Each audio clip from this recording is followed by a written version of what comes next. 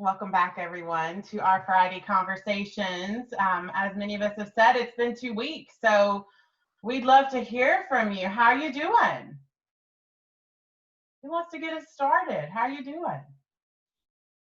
Hanging in there. Hanging in there, Star. Good to see you.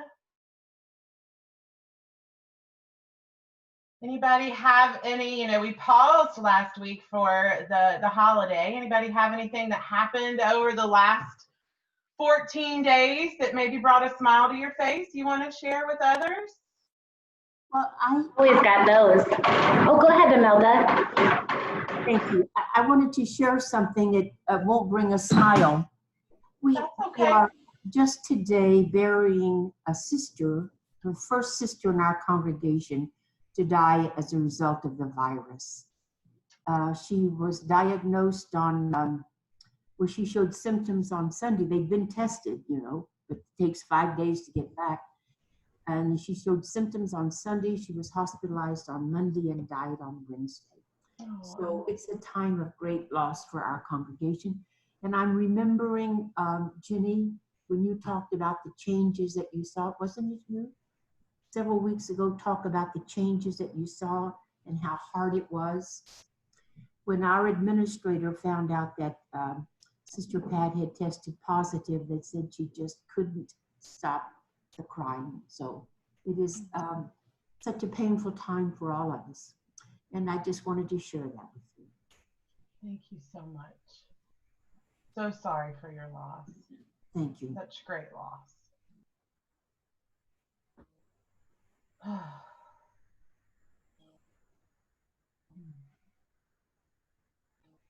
We'll just give that a moment, won't we? I don't want to put a damper on the time for sure. No, that is a big reality of what is being faced right now, right? And this conversation is about the impact COVID-19 is having. So, Sister Imelda, there is space for that here. So, thank you. Thank you. Thank you.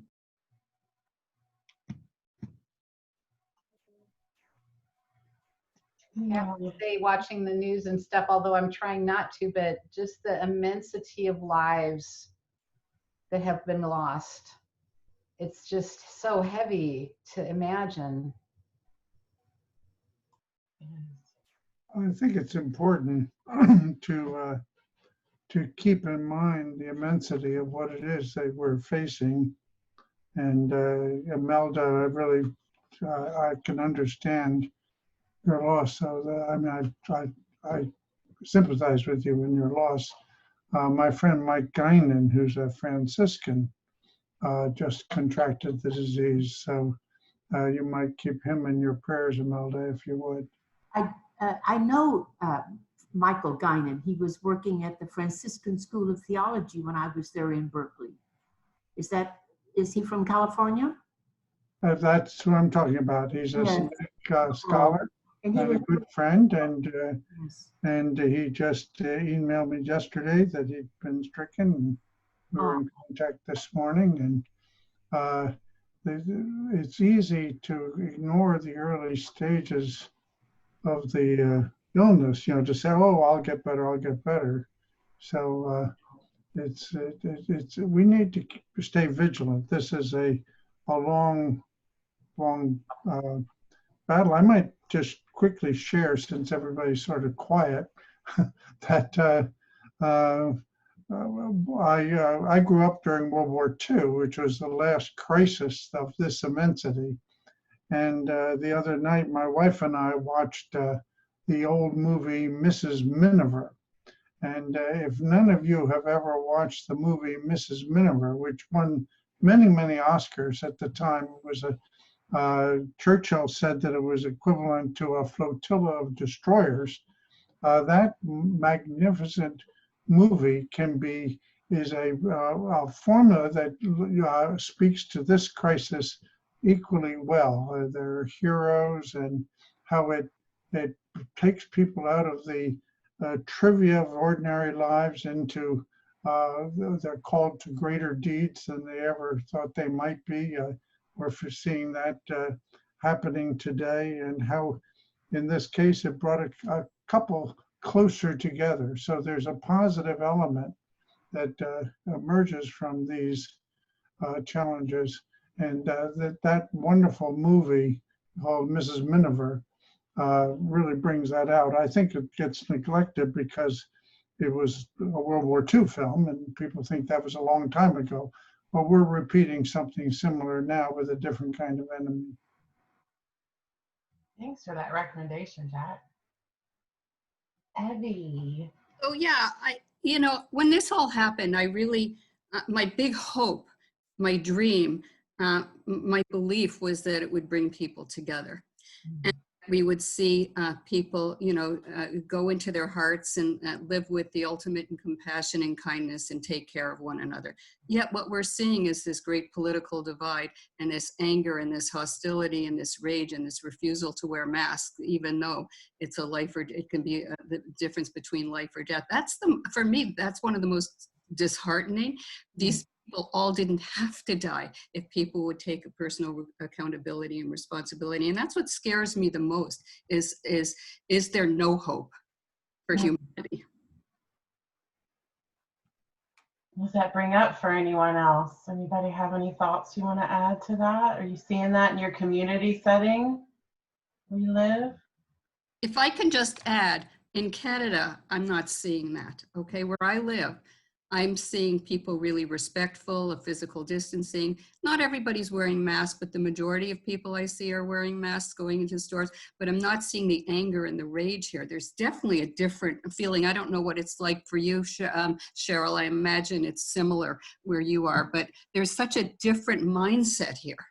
Yeah, certainly in Saskatchewan, we've been very successful in flattening the curve.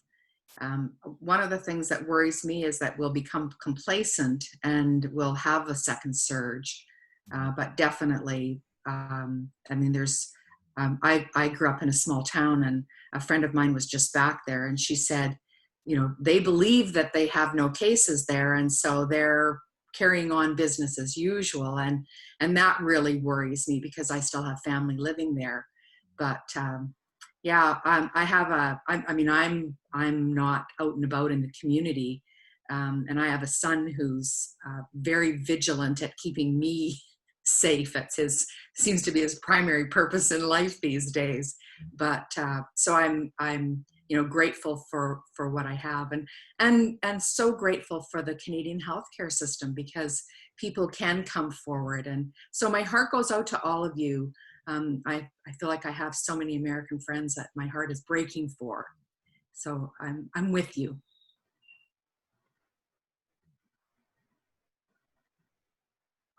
Feel free to unmute if anybody wants to share. This is your space for conversation.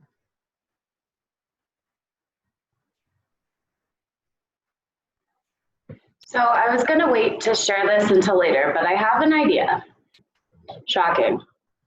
I've really been thinking about how long we've been at this.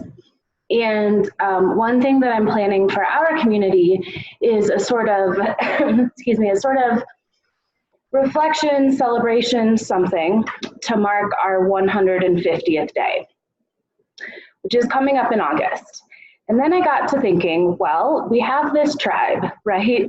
We've got these culture change leaders. And what if we did something around the 200th day, which falls at the end of September? What if we could what if this was our platform to spread some awareness about, one, what a great job we've done at keeping our elders safe, but also the damage that's done because of it. But if we all sort of banded together and did something around that 200th day as a voice for our elders, whether that's across social media or in other news channels, I think that it could be really, really powerful, and it would be well timed with, back to school, but before the election. And maybe this is our space to really elevate our voices. And I don't know, thoughts on that? That's what's bumbling around in my head. Love it. Jenny, I really like that because I think there is that awareness that we need more of, and it's celebrating the work that's been done. And it's also how, I feel like we're in the trouble we're in the US, because it's like, oh, it's only old people. It's only old people. And if they would just stay home, the rest of us could live our lives. And, there has to be awareness around, you can't just expect people to be, everybody else do what they're going to do, and everybody else just stays locked up in the damage it's doing. So it's like this combination of good, like we've made it, and the great work that's been done, and oh my gosh, this is not good. I don't know what the answer is, but do you know what I mean? It's like that dual message. So I keep thinking about, in some ways, I've heard like, we're doing this great and noble thing, right? Because we're protecting the oldest and most vulnerable population. And isn't that beautiful that we've bubble wrapped them, right? But we tried that, guys, in the past. Remember, we tied them up and gave them alarms, and it didn't work so hot, did it? But to me, the message is, okay, so maybe we did. Maybe we preserved this oldest and most vulnerable population, but now what? What are we going to do with them? Like, fine, if you're going to acknowledge that we have honored them in this way and we've protected them in this way, then how are you going to utilize that resource to change the world? How are you going to give the elders a voice in the greater conversation if they really are that valuable? So that's where I'm coming from. Yes, yes, yes. I love that. That's exactly where my head was going, Jenny. Thank you for bringing this up, because I've been having this thought go through my head the last few weeks here. What do the elders think about what's happened here? And I think we need to hear their voices. I think that would be very valuable. We hear Jack, and I appreciate everything he brings to our group here. Neil Ann, I appreciate all of the words that come from these individuals, but how do we get more of that? I think it's important that we hear from them. What price have they paid? I just think of families too. What price have families paid for where we are today? And how long is this sustainable? It starts wearing on you. Even the most positive person starts to feel the heaviness of this time. And so what can we do to infuse ourselves and the elders, which I am one of, but what can we do to infuse and help them through this time?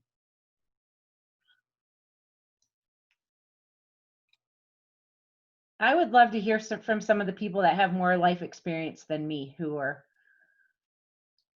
in this group today, on that thought. I love that, Star. I don't think life experience helps you much here. These things come out of nowhere, and we're adapting.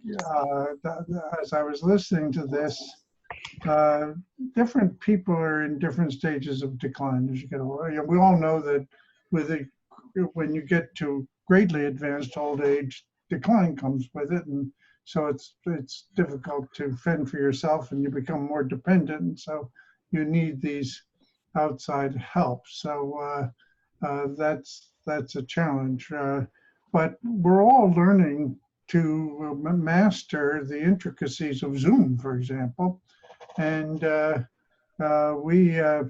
we had our resident association meeting earlier this week, and we had 35.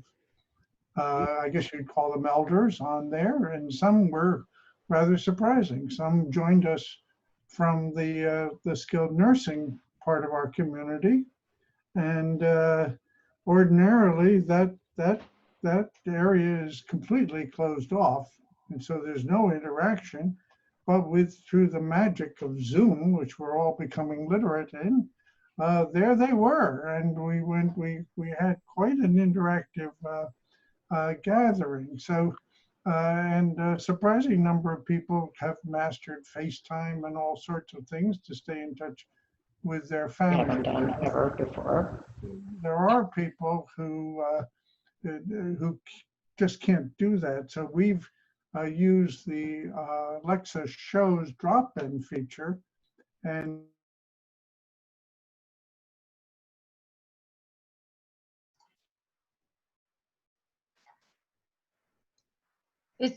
I think Jack's muted now. Jack, I think you're muted. yeah, I don't know how I got muted, but that there. Okay. Anyway, because I was holding down my space bar, that's supposed to work forever.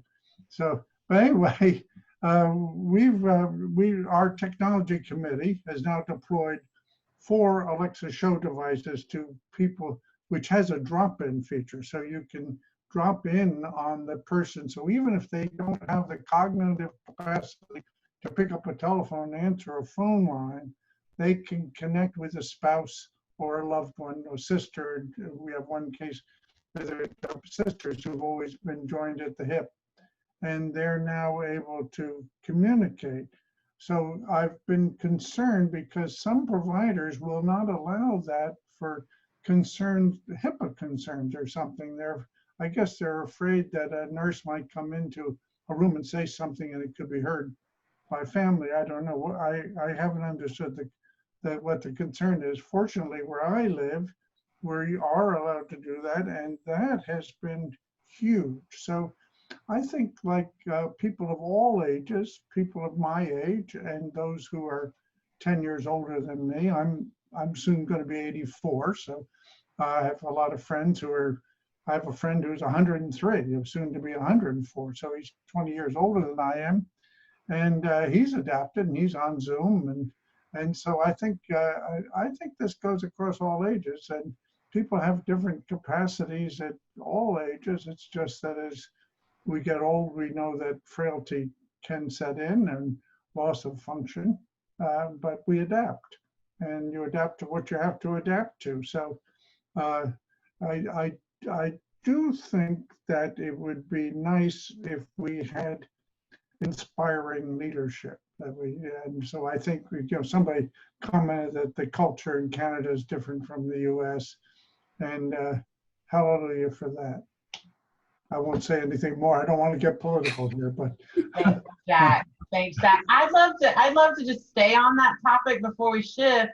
Can anybody share ways voice and choice has been honored in your communities or homes since we last gathered?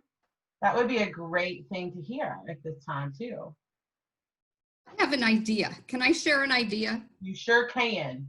Could we maybe next week or for one of our calls, each of you could bring an elder from your community. I mean, Neil Ann is here and Jack is here, but if each of you brought an elder to this group to speak about their experience and share their wisdom and share their thoughts for us, that would be incredible.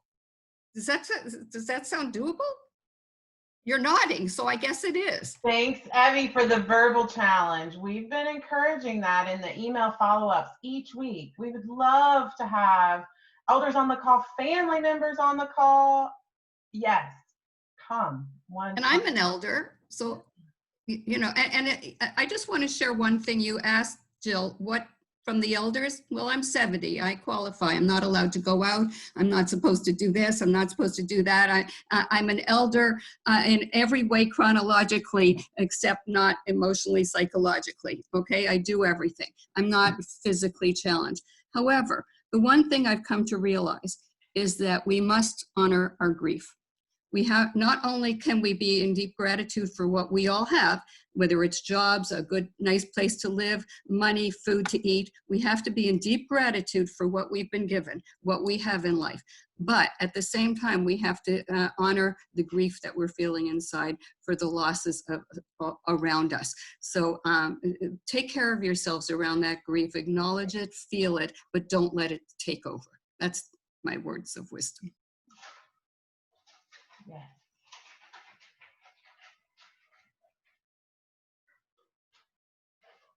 Feel free to unmute and share. We'd love to hear from you.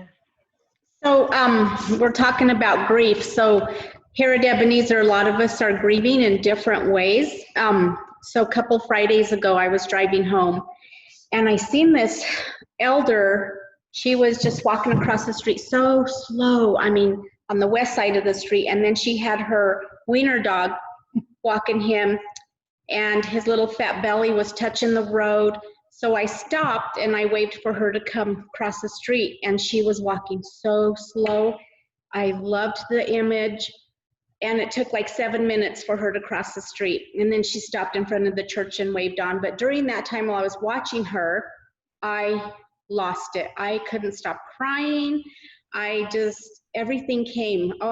It was floodgates. And I just thought about all of the neighbors here at Ebenezer, my team members, what we have taken from the neighbors, made us leaders we didn't want to be. Everything just came to surface, and I was like, my gosh. And then when I got home, I walked in the door, he said, "What is wrong with you?" And I said, "I'm a mess." I'm a mess. I couldn't stop crying, but this beautiful lady brought that to surface, and I keep going down that street because I want to see her again. I want to see her again, and I want to wave to her again. But I thought, how lucky are you? You're outside, you're walking your dog, you have that connection, and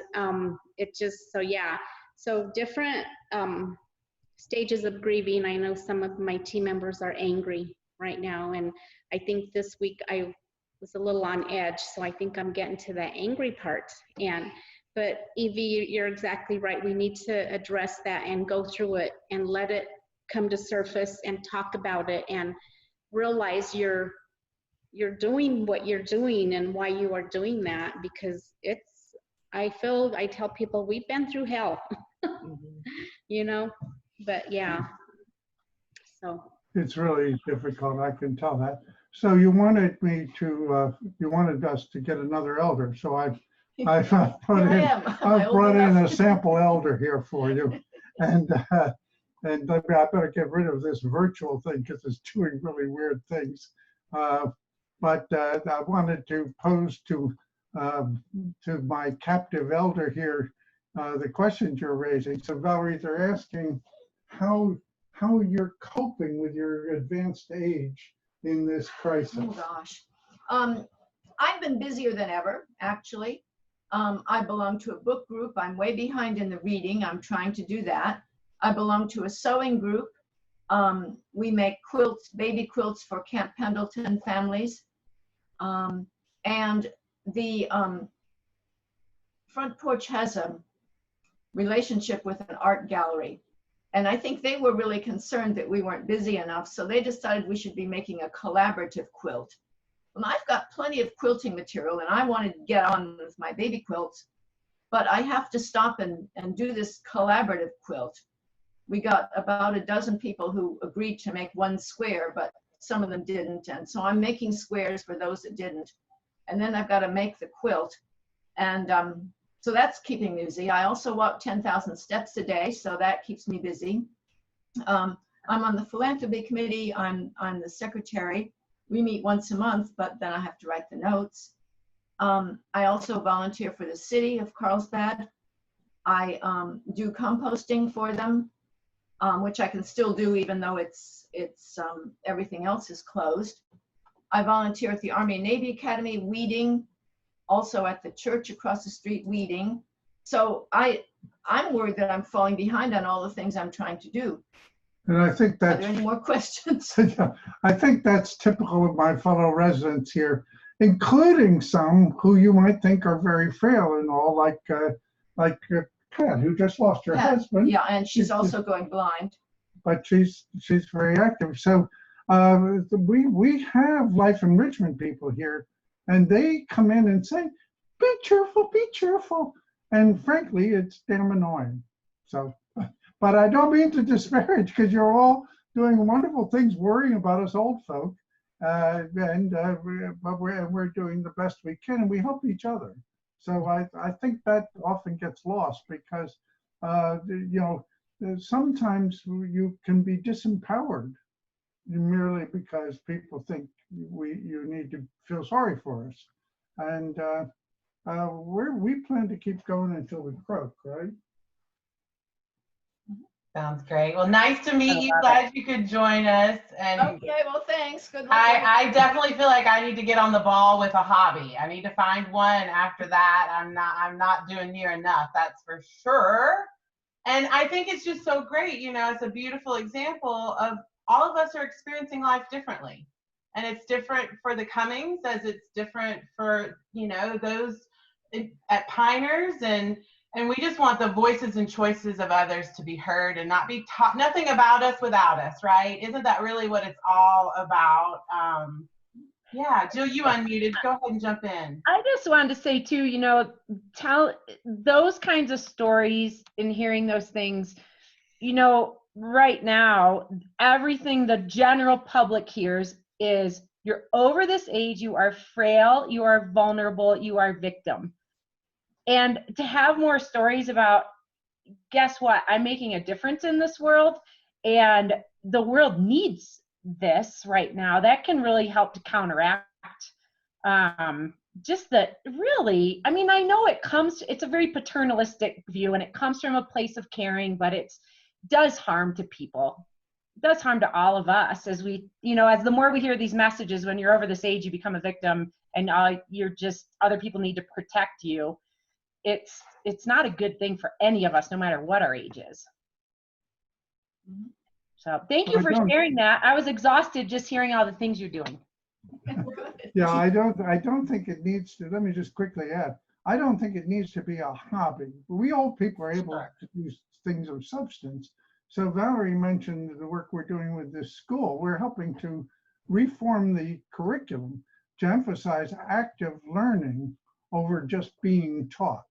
Being taught is a passive activity, active learning. So, and the COVID has created an opportunity to improve education, to restore the self-learning that was so prevalent in the 18th century when people like Andrew Carnegie and Abraham Lincoln didn't have to go to school, but still became highly educated people. And so, you know, that's something that has real substance for our society.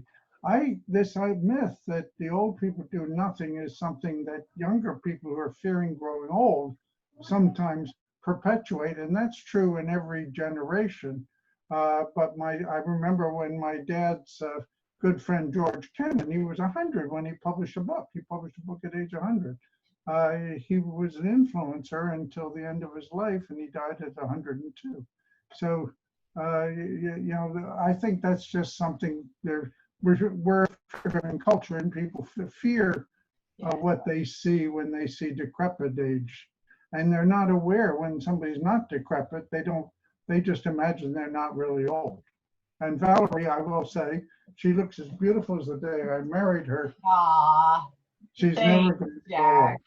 Thank All you. right, I've said enough. Melda, I think I saw you pop in, and then Neil Ann, I'll come to you next. Yes, Jill, I know that Ashton's going to be a guest on your program Monday. She talks a lot in her blog and so forth about the whole thing about how this virus has not brought about ageism, it's just revealed it. She gave a good talk the other day on ageism and the virus and ableism. Is she going to address any of that Monday? Do you know? Yes, she is. Yes. Good then. And so that's on our Facebook Live show. And I don't think there's anybody here from Parker, but Parker's With It movement. Parker is Eat an Alternative organization in New Jersey. They're sponsoring that show. So it'll be with Ashton Applewhite Monday at 4 Eastern time. Yeah, she'll be talking about that intersection of ageism and ableism for sure. And I'll put details on the link in the chat box. Neil Ann, you went to unmute. Was there something you wanted to add? Yeah, I do. I'm don't have the door closed here, so I'm listening for what will interfere with this wonderful platform. There were several things when we started off. Jenny was talking, and we heard about the film of from Jack about Miss Minerva, and it sparked two thoughts here. The first one was about the movie. I don't know if you've heard about the Christian owned that started a Pure Flix, and it's Christian valued films. And not that they are church or organized, but there is a theme in every one of them that shows faith. And one of them I can highly recommend is called God's Compass. And it's intergenerational, but it's really outstanding. God's Compass. So you might take a look. I don't know if it's on Netflix, but Pure Flix is the name of this. About 85 a year, 6 or something to 7 a month. And it's a relatively new company, but you might take a listen if you're looking for some place where you don't have to constantly screen to see if a film is appropriate with, violence and lustful stuff, and you know what I mean. A lot of things that you would not like your elders to have to experience. Nice to have options, isn't it? Thanks Yeah, for that recommendation. Yeah. And then the second thing is that when we are thinking about our piners, this group is so varied, from those who are almost comatose to those who are extremely active. And it's and with the staffing, you go from the very young who are on their way to go to school and to just use this as a stopgap before they go on to what they really want, and to those who are truly faithful and want to live the life of piners at all different levels. Excuse me. Would you close the door for us, David? Thanks a lot. Excuse me, that'll give a little more confidence. You'll be okay. But this a project was started because I'd heard from my bedside the comments made by some staff, like, I can never do anything right. Things that, and you become close like family. And when I heard that, I said, there's got to be a way to help them see their value. And went to activities, talked to Star, and got the go-ahead that, yeah, it's a worthy idea. And so I'm choosing 2 until I get it done to make cards up. But this is what has really been wonderful. I asked people, what do you know about Alma Skillings, who is at a very depressed time of her journey, and always wanting to be out there. And the comments that came, like just describing, like I plan to put I take photos a lot, and so I'll put a photo of her in the middle, then comments that have been made all around her. And some of them are like, funny, I've never seen that in Alma. History buff, always wanting to please. Things that had escaped me. And I've known Alma for 40 years, from way before Piners, and loved her in that respect. But a lot of things came out that I did not see. The other I chose is The Boss. That was Brian Khalil, our lead administrator, and comments made from staff and residents about him. But the whole point is that we are resources for life, and we miss it if we don't see in our residents and in our staff their positive qualities. And so it's a pleasure to be with everybody here, to hear the ideas, to see Jack's wife and what she's doing to make such a tremendous difference to the people around her. I just, it's a joy. And thank you for all that I've heard. I'm so sorry about the loss that Imelda had shared. you know, that touches a lot of different stories. Well, anyway, may God continue to get his way through this organization. Thank you. Neil-Ann, thank you so much for sharing. What a great idea to offer gifts of encouragement to others. That is, and so personable. That's great. Just want to open it up for anybody that has a question, maybe something you'd like to pose the group, get some feedback on. I have a few questions over here myself, but I'd much rather hear them from you if you have them. You know what we need to do? We need to sing happy birthday to Angie. That's what we need to do.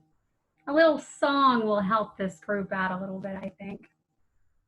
You have to all unmute. I'm not doing a solo. And I'm not doing. Let's do it. It's a Happy birthday to you. Happy birthday to you. Happy birthday, dear Angie. Happy birthday to you. And many more. Thank you for that. That's awesome. Is that your first Zoom community song, Angie? It is. I don't know if you can unmute or not. Can you unmute? And you guys have a pretty cool project. Didn't know if you wanted to share a little bit as a birthday. Thanks for joining us. Thanks for that song. Can you hear me okay? Okay. All right, well, I'm having some technology trouble today, so I didn't know. Thanks for the song. That was great. We were really struggling trying to figure out how do we continue to teach person-directed care and really push through all the things we're training on the eating alternative and just all of the heritage that we built over the last 10 to 12 years. So one of the things that we were noticing is this displaced idea of superheroes, where people who don't feel like superheroes are suddenly superheroes for just doing their jobs, and just this very strange thing that was happening with our stakeholders. And so we thought, you know, maybe we should evolve and do a little identity project. So what we're in the middle of now is something that we're calling Super Summer, and it's a 10-week creative engagement project that's really meant to help our elders, our stakeholders, our families, our volunteers, our communities, complete some weekly challenges that really work towards building their own superhero identity. And what that means for them has been extremely successful. As far as things go in an organization, we have 115 communities, and we've really been successful. This is probably one of the most successful things that we've done. We took Ann Basting's superhero project guide that she did in Milwaukee last year and evolved it and changed it to make it where we're fighting the villains that we all know, loneliness, helplessness, and boredom. And so we're in week 4, and this week we're asking people to really look at what is Lady Loneliness, how do we evolve through companionship, how do we teach people that the antidote of companionship really helps with loneliness. And so they'll be doing things like identifying their superhero sidekicks and, you know, just stuff like that. But they've done a lot of things. It's a 10-week, it's all about creativity. It's an exploration into what is possible. Our elders are having a blast with it. We've got a lot of kids participating because usually we do summer camps in our organization, and obviously we're not doing summer camps this year. So we've put the creativity guides out on our website every week. So anyone around the world can download that and join in with us on this bit of fun. It's just been a fun experience. So that's going to end with, we normally have an end of the summer art gallery. It's a contest that happens annually. And this 10-week project is going to end with our end of the summer art gallery. Well, people can exhibit. There's a lot of poetry that's been done so far. People are just doing a lot of different things to show their creativity off. So it's been fun. If you want to participate, you can. Yeah, like Meredith says, you can put the hashtag in. You can see what people are doing. You can go to our Signature Healthcare website and download the packet if you want. So we're making it available for the public because we really wanted to put some education about person-directed care out there. We're walking through the domains of well-being. This week we've talked about growth. We've given a template for completing what we call an I am point, something that was very successful for us when we did Wendy's Neverland last year. And so our elders and myself, everybody is working through all of the things that you are, and it's a very simple template that helps people build their own poem, but focuses on 5 things that they are. And my superhero power is probably shopping. I really need to stop it, but that's probably where we're at. So everybody's different, and I think it really gives light to focus on the one thing that has always been to me absolutely the key tenet of the Eden Alternative and what we love and teach here, and that's becoming well known. And sometimes becoming well known gets lost in the shuffle of all of the other things, but when you really give attention and focus on helping people to become well known, that's when you really are moving forward with that person-directed care model. So if you want more information, just hit me up.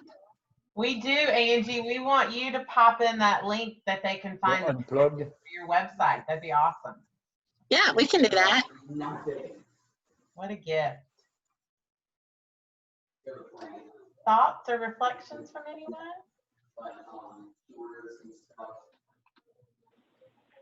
Well, I don't know if anybody saw before, I kind of shamelessly put into the Facebook about our Eden moments. So we've been having it's just been so wonderful. I know I myself and Meredith are just blessed to be able to sit back and hear these wonderful voices. It's real quick.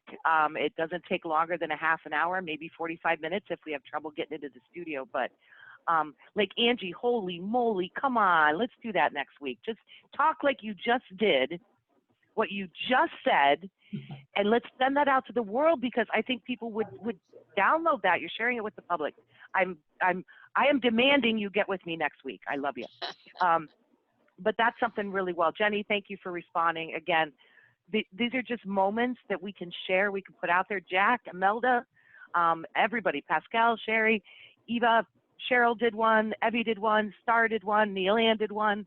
But I just think these are just wonderful, quick ways to get these different thoughts out and what people have been experiencing. So it's a plug, but it's a plug from all of us. It came from our educator mentor group back in the beginning of this that really said, Evie, you were on that call, and, what can we do? What can we do? And there's so much wisdom out there to share. We just did one with David, Walter Coffey and David Sproul yesterday, which was awesome. So again, I think it's a great platform that we're able to share these different ideas from people. So Michelle, hitting you up and hitting everybody up. So just reach out to me, please, because I think I just listened to you, Angie, and I'm like, oh my gosh, I needed that recorded to put out for an Eden moment. So I just think collectively we have so much to give and so much to share. So please reach out. I put my email in there, and love it. Love it. Great, Chris. Thanks. So Michelle, I have also seen some awesome things coming out from Methodist Senior Services. Anything you want to share that's going on with your communities? Sure. I do think that it's so amazing to see the bond of team members and elders and growing unique gifts, gardening, enjoying each other's produce. I mean, it's just, there's so much love and joy and happiness. With that, there's a certain level of sadness that the family members are not a part of. They do come and, window visits and things like that, but there's that touch. And I had mentioned before that, Mary Kim has a like a hugging booth that's got the long plastic gloves where people can embrace on either side of plexiglass and, things like that. But, this week I want to share, Jack mentioned earlier about, we're at war and early on in this, and I started seeing numbers. I said, you guys, this is like wartime numbers. And, my grandfather was a World War II veteran, and what happened in 36 months during his time, death tolls, and what has happened in like 3 months. It's astounding. So we're celebrating these amazing things, but in the midst of it, it's like chaos is all around. And I find that I don't know if we're becoming callous to the reality of safety. We come to work, we use PPE, we go home, we go to a 40th birthday party. Graduations. Did graduations scare all of you? All of these graduation ceremonies and so many people taking selfies with 20 people in the picture, and you go, I know her, I know her, I know her, I know her. Where's their mask? And I've personally kind of been on this wear a mask campaign because my son went to a camp and nobody wore masks at the camp but my son. And COVID is rampant in Ohio, Alabama, Louisiana, Texas, Mississippi, all because they refuse to wear masks. Why? I don't understand that. It's because, we took tents on the first day. And I think that we would let our guard down. And as Jack said, like, we are at war. We are at war against a virus. This is a pandemic, and we're trying so hard to protect. And the longer we don't care on the outside is the longer these elders can't see their families. And so we are just at this wrestle, this emotional wrestle right now. And Steve McAlilley wrote a letter to the team this week.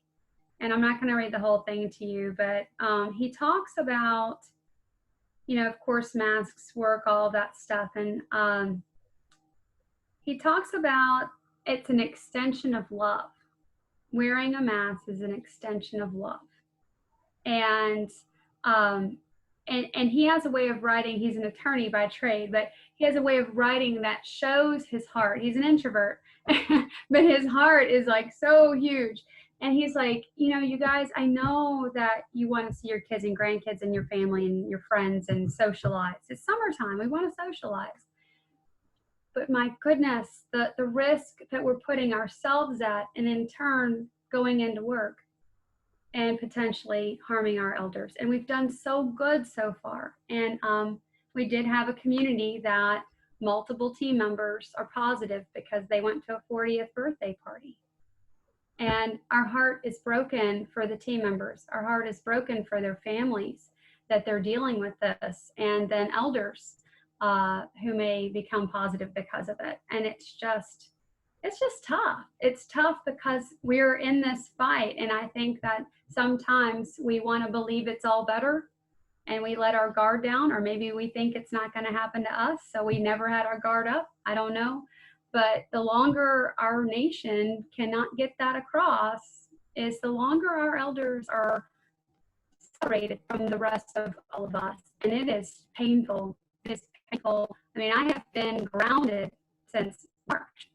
And to not go and love and hug on people, I feel like I'm in timeout, you guys. Seriously, I'm not doing well with this. I need to hug some people. And do you know? I'm like, I got to love on some elders. Thank you, Evie. I love you too. Expressions of love. And it's so hard. And what Steve's saying is, let your mask be your extension of love. And I know that I'm like preaching to the choir here, but, just to express, this is where our family is. Our Methodist Senior Services family, we're struggling with, we get you want to see your family and friends, but if you could do it safely, then you protect us all. And it's just a hard message, and it's hard to seem like we're dictating people's personal lives too. We want to be so mindful of that, respectful of that. But so the way that he put it was a mask is an expression of love, I thought was a good way to put it. Michelle, you just put all that so perfectly. And I know we try to have the Eden moments be positive, uplifting. I think that message and what you just said, that the longer that we all choose to not wear masks, it's up to all of us how long people have to be separated from their families. So I personally think that would be a great Eden moment. That could be go beyond our normal, right? That other people need to hear, other than just people that are in our realm. Mm-hmm. I think it's awesome. You put it so well. Oh. Thank you.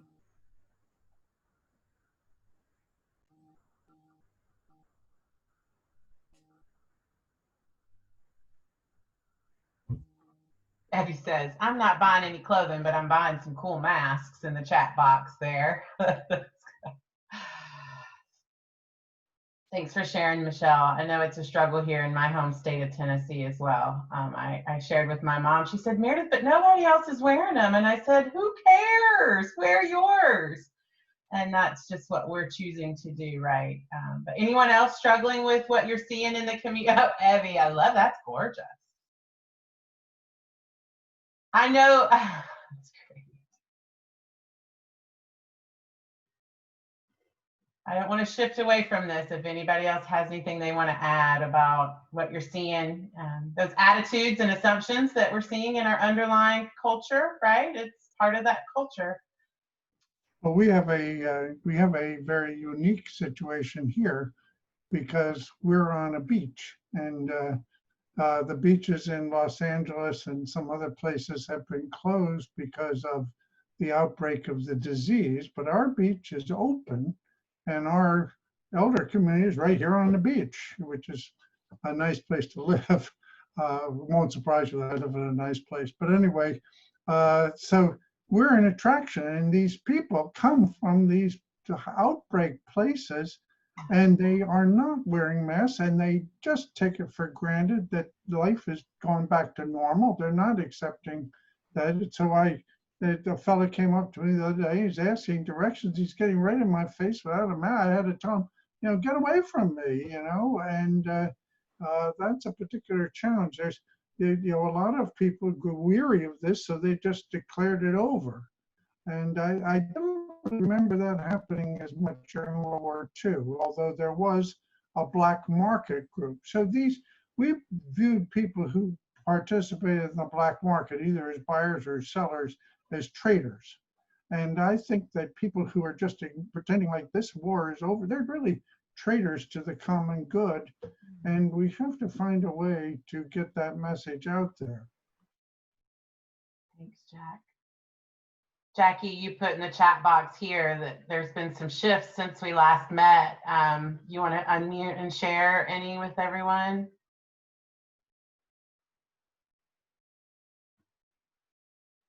There you go.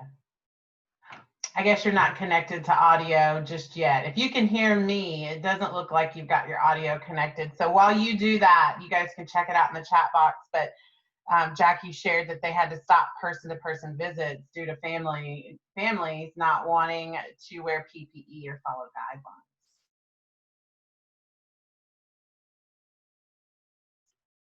She's going to come in a minute. All right, we'll come back to that.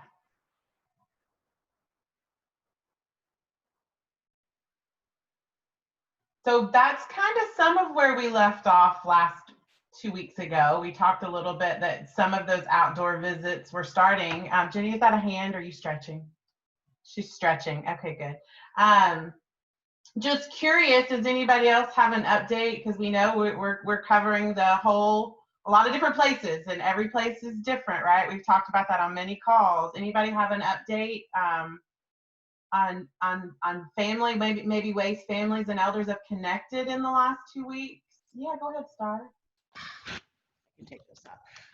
We just started 2 weeks ago for outside visits. We only allow 2 family members to come. They only get 15 to 20 minutes.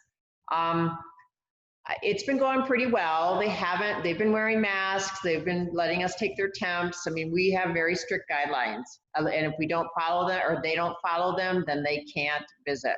So as far as for the last 2 weeks, it's been pretty good so far. They're very thankful that they get to come and visit the families. So it's been really good. Thanks for sharing. Star, you were unmuted. Did you want to share? Just an update on our glass window visits. We've had quite a few families who have signed up for that, and it is a step in the right direction. Our county has had to, we got placed on the state watch list because we had more than 100 per 100,000 cases. And so if you fall into that category, you get put on a watch list and you get put back, like restaurants can no longer have indoor seating, they can have outdoor seating. Bars are totally closed, card rooms are closed, so it's a step backwards, and it has stopped us from being able to move to the next step, which would be more in-person visits. We had put together a plan because we have these wonderful outdoor tables with umbrellas, and the tables themselves would create the distance that's required. And so it'd be the perfect visiting spot, but we can't move to that because now we're on a watch list again. But I truly believe we're going to get through to the other side of this. We just don't know when, and that uncertainty is what's the hardest thing to deal with. But we just have to keep putting one foot in front of the other, or as a little lady that I loved used to say, when you asked her how she was, she would say, sitting up. So we have to keep sitting up and just keep moving wherever this thing takes us, because we're really not in control. Thanks, Star. I think Jackie, were you able to get your audio to work? Yeah, I switched computers. So I'm working from home today because we have no internet or phones at Park Springs today. So I couldn't get much done. But yeah, so we had lots of families that would come visit and be really upset that we wanted to spray their shoes and that we wanted them to wear PPE because they just couldn't figure out, why that was necessary. And, it was at the point where I couldn't even, with the memory care visits, because I was the one who was responsible for all those, I couldn't leave my office because I had to keep my eyes on people the whole time they were with their loved one, which I don't want to do. I want people to be able to share time with their loved one without me being over them, but it got to the point where I would come around the corner and somebody would have their gloves off and they'd have their mask off and they'd be sitting close together and I have to remind them that, we have to follow social distancing. And it got hard for me because I can understand why they're doing it. If my mom was in there and I hadn't seen her, no one's going to tell me I can't hug and kiss my mom. You know what I mean? So unfortunately, this past Tuesday was the last day we were going to offer in-home visits or in-site visits. So now we're going to go back to using technology and window visits just so that we can keep everybody safe. We still don't have any COVID. We're still COVID free and we want to stay that way because I don't want to live there again. And Jackie, I would think that if they know what you gave during those months, that they wouldn't even question what you're asking them to do. That just amazes me. It does. And, you know, since I've been out, and I go around, I have to do, you know, my normal errands that I'd have to do, you know, run to CVS or go grab groceries or something. I'm amazed at the number of people that aren't wearing masks. It just amazes me. And I think, you know, I hope that somehow they get it without having to go through the pain and suffering of having a family member with COVID. I hope something wakes them up, because it's really scary. And I have a responsibility not only to my family, but to my members and my members' families to follow the guidelines and do the right thing, and to wear a mask when I'm out in public, and to wash my hands, and to, you know, not put myself in a risky situation. And people just don't take that seriously. It's really scary.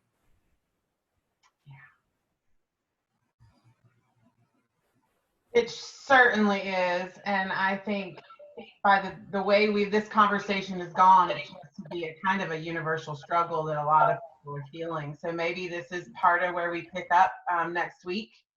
You know, we're at the end of our hour together, but this is just 1 hour in the week, right? And so we look forward to seeing you next week, and bring your struggles, your challenges, the stories, and I just encourage all of you to go out there and wear your mask. How about that? We end the call with everybody wear your mask, because Don't forget the elders. Don't forget to Wear bring your mask. And they all do that, and they know they have to sit 6 feet apart, although, you know. All right, everyone. Have a nice rest of your Friday. Love our time together. Bring some conversation starters next week. We'll see you then. Bye. Bye.